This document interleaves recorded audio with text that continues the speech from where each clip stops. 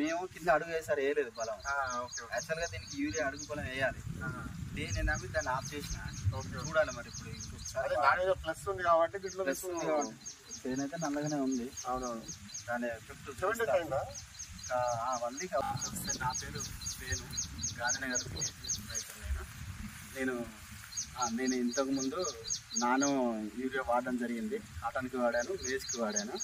మేజ్కి వాడి 8 days అవుతుంది. దీని రిజల్ట్ బాగానే ఉంది. యూరియా బస్తాలు వాడటం పనిచేసి కంప్లీట్ ఇయర్ మొత్తం నానో యూరియా ప్లస్సే వాడుతున్నాను. నానో యూరియా కంటే నానో యూరియా ప్లస్ బాగుంది వాడడానికి.